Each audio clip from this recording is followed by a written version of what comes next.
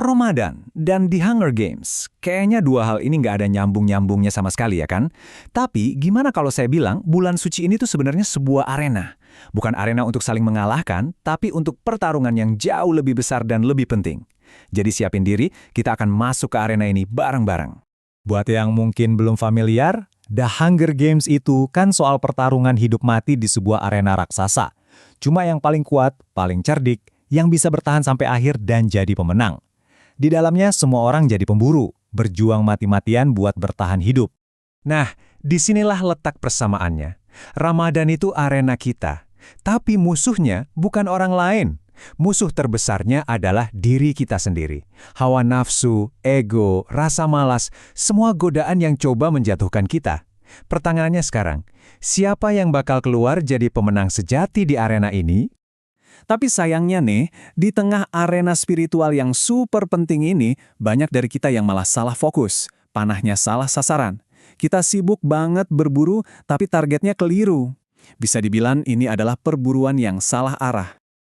Haha, yang ini pasti kita semua kenal. Atau jangan-jangan ini kita sendiri? Energinya luar biasa, fokusnya tajam banget. Tapi cuma buat satu hal. Coba deh, lihat transformasinya.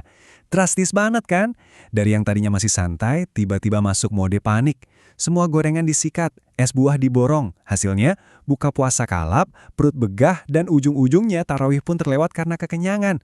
Padahal, Rasulullah sendiri mencontohkan berbuka cuma dengan kurma dan air.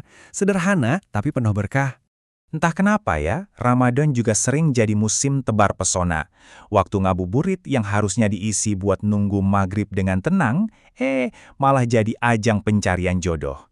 Masjid yang biasanya sepi mendadak jadi rame, tapi bukan cuma karena jemaah. Tiba-tiba outfit jadi nomor satu.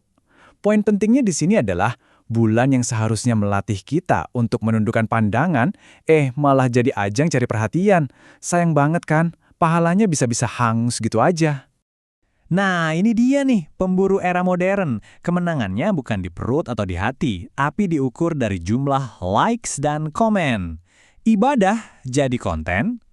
Foto sajadah dengan filter estetik, sudut pengambilan gambarnya pas, semuanya dibikin sesempurna mungkin buat dipamerin.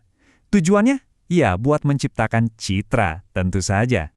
Terus dibarengi dengan caption yang kedengarannya soleh. Sebenarnya nggak ada yang salah kok sama berbagi kebaikan.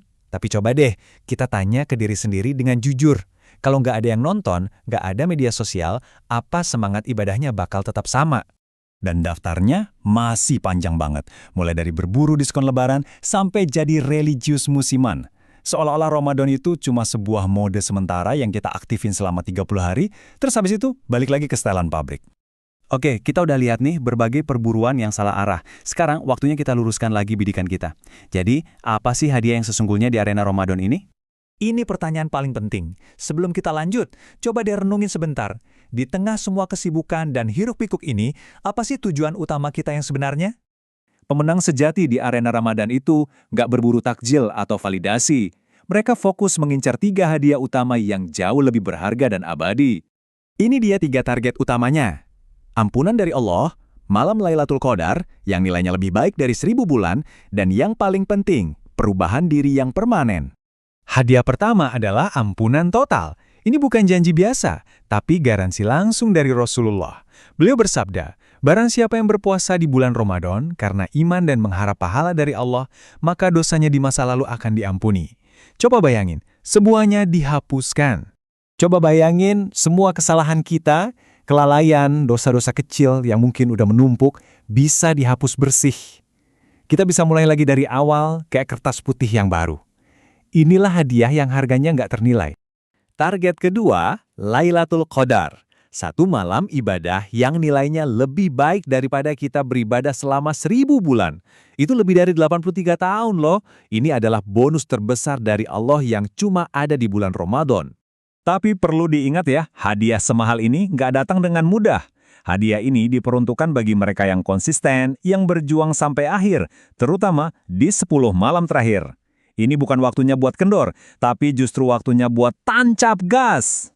Dan inilah target ketiga yang paling krusial. Ramadan itu bukan topeng kesalehan yang kita pakai sementara. Anggaplah ini sebuah training camp selama sebulan penuh, tempat kita melatih disiplin, kesabaran, dan mengubah ibadah kita jadi kebiasaan yang melekat, bahkan setelah Ramadan selesai. Jadi, setelah melewati semua jenis perburuan ini, kemenangan sejati apa sih yang kita bawa pulang dari arena Ramadan? Perbandingannya jelas banget. Pemenang duniawi mungkin dapat tepuk tangan dan pujian dari manusia, yang sifatnya cuma sementara. Tapi pemenang sejati Ramadan dapat ampunan dari Sang Pencipta dan pahala yang kekal abadi. Kira-kira mana yang bakal kita pilih? Pada akhirnya, pilihan ada di tangan kita masing-masing. Arena Ramadan sudah dibuka, dan setiap detiknya itu berharga. Apakah kita akan menghabiskannya untuk mengejar bayangan yang fana, atau kita akan fokus memburu cahaya ampunan yang abadi? Jawabanmu akan menentukan siapa pemenang sejati di akhir pertandingan nanti.